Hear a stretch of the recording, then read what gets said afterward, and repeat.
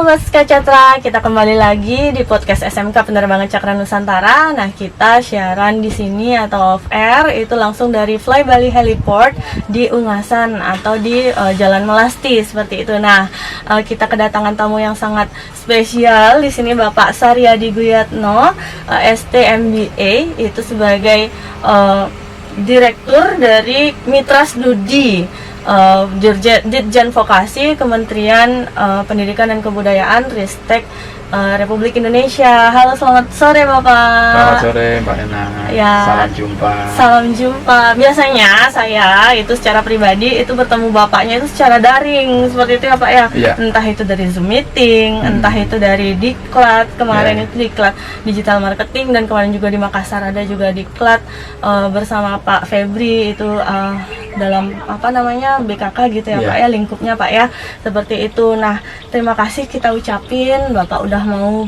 podcast di sini. Sama-sama, dan Mbak. meluangkan waktu untuk flight menggunakan helikopter nih sebentar lagi nih nanti sama kita seperti itu. Baik, mungkin sebelum kita melangkah ke bincang-bincang yang lebih dalam, saya sebenarnya sebagai masyarakat awam nih Pak, kalau nggak karena kerja di SMK itu saya kayaknya asing gitu Pak dengan kata direct atau bagian mitra studi seperti itu Pak, atau kemitraan dan penyelarasan dunia usaha, dunia industri seperti itu.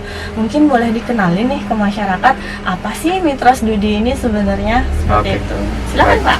Terima kasih Mbak Ana atas kesempatannya. Jadi Direktorat Kemitraan dan Penyelarasan Dunia Usaha Dunia Industri itu adalah unit eselon 2 di Kemendikbudristek di bawah Direktorat Jenderal Pendidikan Vokasi, yang oleh Mas Menteri itu ditugaskan untuk memfasilitasi kemitraan dan penyelarasan antara satuan pendidikan vokasi dengan dunia usaha dunia industri.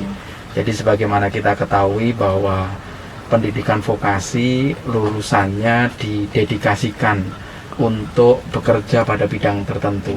Artinya kalau kita bicara kepekerjaan, maka di situ kita harus memperhatikan apa yang menjadi kebutuhan dari dunia usaha, dunia industri maupun dunia kerja. Jadi gampangannya kalau orang butuh SDM, pasti dia punya kriteria, harus menguasai A, B, C, dan D gitu ya. Nah, apa yang menjadi kebutuhan itulah yang kami coba himpun, kemudian juga kami ajak teman-teman di Satuan Pendidikan Vokasi untuk bersama-sama dengan dunia usaha, dunia industri merumuskan kompetensi tadi, sehingga nanti anak-anak lulusan Satuan Pendidikan Vokasi mereka bisa berkarya gitu ya, berkarya sesuai dengan kompetensinya, dan kompetensi itu sesuai dengan kebutuhan dunia kerja. Dan untuk pendidikan vokasi sendiri di bawah Direktorat Jenderal Pendidikan Vokasi, kami mengampu untuk perguruan tinggi vokasi, kemudian sekolah menengah kejuruan, dan juga lembaga kursus pelatihan. Jadi intinya kami menjalankan fungsi bagaimana Satuan Pendidikan Vokasi memiliki mitra industri. Oh, seperti itu. Pantas saja kemarin kita ada kegiatan-kegiatan kayak Diklat Digital Marketing seperti itu ya Pak ya. Terus untuk lebih menguatkan BKK dalam bursa kerja BKK khusus. Bursa kerja khusus. Nah, bursa kerja khusus sendiri sih sebenarnya setiap SMK biasanya ada ya Pak ya. Seperti SMK penerbangan itu juga kita memiliki bursa kerja khusus penerbangan. Jadi di sini kita membantu melakukan atau memberikan informasi penyaluran alumni seperti itu, dan mendata dari alumni itu bekerjanya udah kemana aja seperti itu Pak. Jadi lingkup kemitraan atau kerjasama antara Satuan Pendidikan Vokasi dengan dunia usaha, dunia industri atau dunia kerja itu sangat luas gitu ya. Konteks yang dibawa adalah kita ingin memastikan bahwa Satuan Pendidikan Vokasi bisa menghasilkan lulusan sesuai dengan kebutuhan dunia usaha, dunia industri. Nah, untuk menghasilkan lulusan tadi melalui fasilitasi kemitraan, ada beberapa kegiatan yang tentunya perlu dukungan dari dunia usaha, dunia industri, dan dunia kerja. Kalau tadi bicara bursa kerja khusus, tentunya kaitannya dengan serapan lulusan gitu ya. Bagaimana lulusan Satuan Pendidikan Vokasi mereka mendapatkan informasi, kesempatan kerja, kemudian juga industri terbantu untuk mendapatkan anak-anak yang kompeten dari Satuan Pendidikan Vokasi, kemudian juga memastikan kesesuaian gitu ya, apa yang menjadi kebutuhan industri dengan supply dari sisi SMK-nya gitu. SMK kan jurusannya sangat banyak gitu ya, kompetensi ya, keahliannya ada 146.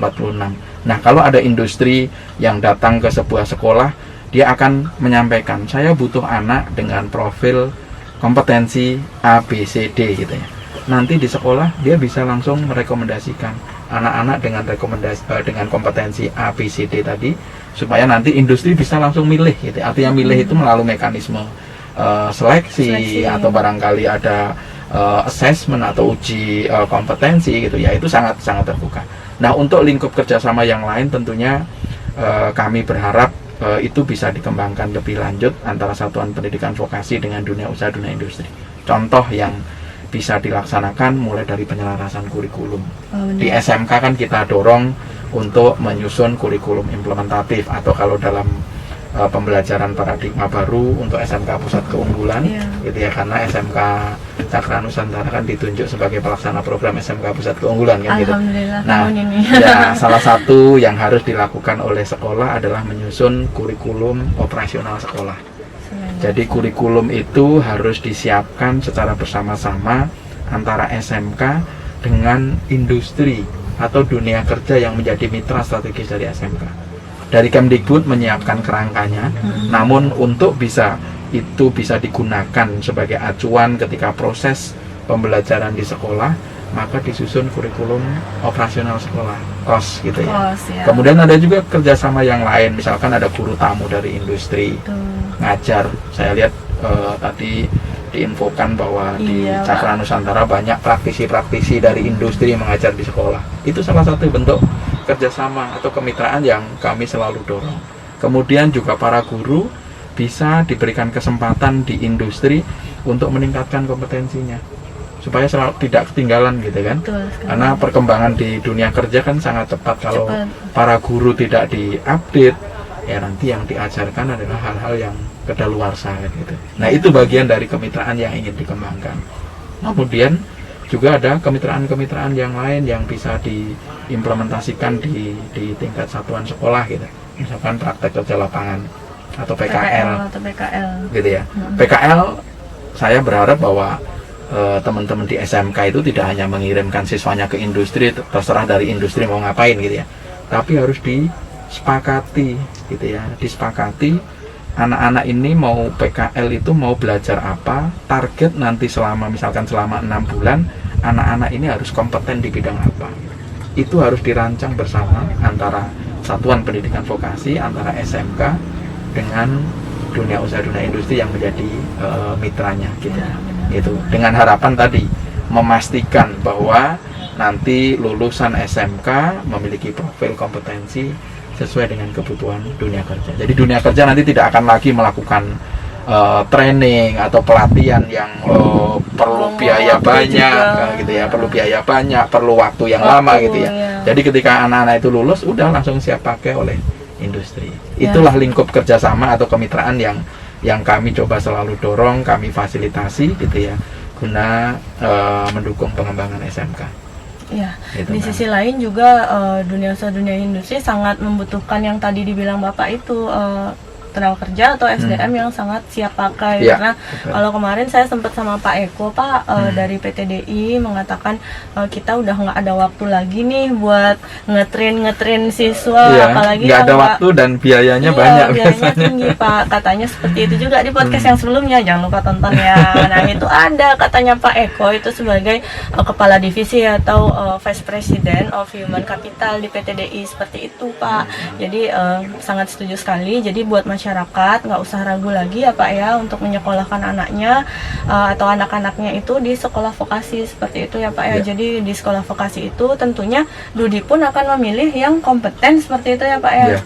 Nah untuk mencari bukti bahwa kalian itu kompeten, kalian harus ada yang namanya sertifikasi kompetensi. Benar ya Pak ya? Betul. Bahkan dunia usaha, dunia industri akan memprioritaskan seperti itu Pak ya. Nah jadi di SMK Penerbangan Cakra Nusantara itu kalian akan mendapatkan sertifikasi kompetensi sesuai dengan bidangnya Pak.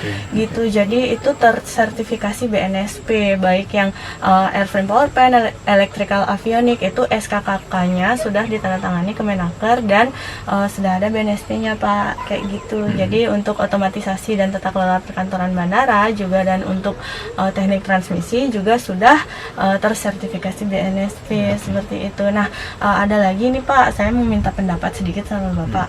Nah, kan di masa pandemi ini kita kayak kurang mengenalkan atau kurang silaturahmi secara langsung nih sama masyarakat tentang pentingnya sekolah di SMK seperti itu. Nah, rencananya nih tahun depan kalau nggak ada masalah atau nggak ada pandemi lagi terulang gitu ya Pak ya, kita mau ngadain SMK Expo Pak. Oke. Jadi nanti SMK kita ini ngadain sebagai SMK penerbangan mengajak SMK lain itu untuk melakukan PPDB bersama dalam kegiatan SMK Expo. Nah, rencananya mau tanggal 2 Mei nanti pas ulang tahun sekolah seperti itu. Nah, jadi masyarakat akan lebih mengenal apa sih sebenarnya jurusan-jurusan dan apa sih yang didapatkan nanti setelah lulus dari SMK seperti itu. Nah, bagaimana menurut Bapak untuk kegiatan tersebut Pak untuk kemajuannya SMK sendiri seperti itu? Pandemi satu sisi memang memunculkan tantangan bagi kita semua ya. Ada perubahan-perubahan yang pada akhirnya apa yang menjadi kebiasaan kita sebelumnya terganggu. Gitu ya. Itu adalah sebuah tantangan. Namun di sisi lain pandemi ini juga memunculkan berbagai macam kesempatan gitu ya. Tadi kalau masalah expo, mungkin di masa lalu kita biasa ya expo gitu ya, orang berkumpul gitu ya dalam satu tempat, nanti ada penyampaian informasi, kemudian juga barangkali expose hal-hal yang sifatnya fisik di situ gitu ya kepada para hadirin yang di tempat lokasi gitu ya. Namun pandemi ini akhirnya memaksa orang untuk punya kebiasaan baru dengan memanfaatkan platform digital gitu ya. Kalau misalkan nanti perkembangan pandemi itu sudah membaik dan itu yang kita harapkan gitu ya, monggo expo itu bisa dilakukan sebagai salah satu bentuk untuk mempromosikan SMK kepada masyarakat. Artinya masyarakat bisa saja orang tua, bisa saja dunia usaha, dunia industri, bisa juga adik-adik kita, supaya mereka tahu bahwa kalau memang mereka punya bakat, minat, passion pada bidang-bidang tertentu, mereka tahu bahwa oh kalau gitu nanti saya ke SMK ambil jurusan atau kompetensi keahlian apa gitu ya. Itu bisa dilakukan. Namun kalaupun nanti masih belum memungkinkan, sudah banyak dilakukan sekarang dengan menggunakan platform digital. Ada virtual exhibition gitu ya. Nanti semua informasi dibuat digital dan orang bisa menyimak itu kapan saja, gitu ya, dari mana saja, gitu ya, tanpa batasan waktu, tanpa batasan ruang, begitu ya. Itu. Kalau expo tadi untuk melakukan engagement para pihak, gitu ya, saya sangat setuju karena saya belajar dari Jerman, gitu ya. Di Jerman itu meskipun pendidikan vokasi itu sudah ratusan tahun, mereka selalu mempromosikan gitu ya, mempromosikan pendidikan vokasi, mempromosikan SMK mereka kepada anak-anak muda, kepada orang tua, bahwa vokasi ini loh solusi gitu ya untuk kemajuan bangsa, mencetak SDM terampil dengan produktivitas dan daya saing tinggi. Demikian Pak. Karena kan generasi itu terus tumbuh ya Pak, jadi harus dipublikasi secara terus-menerus. Betul, dan secara kebutuhan struktur SDM, kalau kita bicara misalkan di industri manufaktur ataupun pariwisata, maka vokasi itu yang paling banyak kebutuhan SDM-nya. Karena kalau untuk yang misalkan akademik, mungkin mereka akan menyasar ke bidang-bidang bisnis yang tentunya misalkan yang kaitannya dengan keilmuan mereka gitu ya. Tapi kalau yang keterampilan itu kebutuhannya lebih banyak.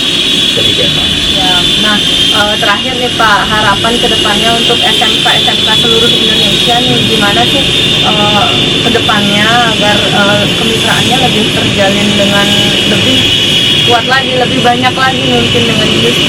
Ya, secara kebijakan Kemendikbudristek dalam hal ini Direktorat Jenderal Pendidikan Vokasi selalu mendorong agar satuan pendidikan vokasi termasuk SMK gitu ya, selalu meningkatkan kemitraan gitu ya, dengan dunia usaha, dunia industri, dunia kerja. Artinya tadi yang saya sebutkan, lingkup kerjasama tadi harapannya bisa ditambah secara kuantitas dan juga ditingkatkan kualitasnya gitu. Dan saya mengajak untuk kepada seluruh SMK di Indonesia, mari kita bangun secara penuh semangat kemitraan dengan dunia usaha, dunia industri, dunia kerja.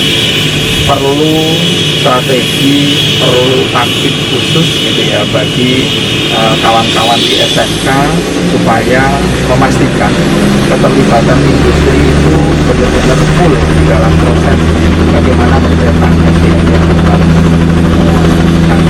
Kementerian Pendidikan, Kebudayaan, Riset dan Teknologi sudah memberikan berbagai dukungan yang berbagai dukungan untuk pengembangan kemitraan ini. Nah, saya berharap melalui dukungan ini bisa menjadi trigger gitu ya, bagi sekolah untuk lebih semangat gitu ya terkait dengan seperti yang dilakukan oleh Nusantara dan yang juga sangat banyak dan mereka juga terlibat di dalam proses-proses bagaimana untuk membentuk kompetensi lulusan SMK dan lain-lain. Ya, terima kasih Pak. Memang benar sekali, dan di sini SMK Penerbangan Cakra Nusantara itu sangat mengusahakan sekali untuk memiliki banyak industri seperti atau mitra dengan industri seperti itu Pak. Nah, kalau misalkan nggak punya ya mau disalurkan kemana seperti itu kan ya Pak ya. Jadi harapannya juga untuk sekolah lain ya seperti itu tadi, perbanyaklah memiliki mitra industri seperti itu. Seru banget nih Pak perbincangannya, karena kayaknya timingnya udah mulai briefing nih nanti. Jadi kita selesai di sini dulu saja ya. Nah, bagi kalian yang ingin tahu banyak tentang vokasi, kalian bisa nonton video-video kita, video-video nggak hanya podcast. Jadi ada macam-macam video yang ada di SMK, di channel YouTube SMK Penerbangan Cakra Nusantara, pusat keunggulan seperti itu. Jangan lupa like, komen, dan subscribe serta share video-video seru yang ada di SMK Penerbangan agar semua masyarakat mengetahui gimana aja sih di sekolah vokasi penerbangan. Nah, itu tadi saya ucapkan terima kasih atas kesempatannya Bapak sudah ikut kegiatan kita kali ini, dan jangan kapok-kapok ke Bali untuk kembali lagi ke sini seperti itu terima Pak. Terima kasih. Mudah-mudahan ada kesempatan. Amin. Amin. Oke, selamat siang. Oke.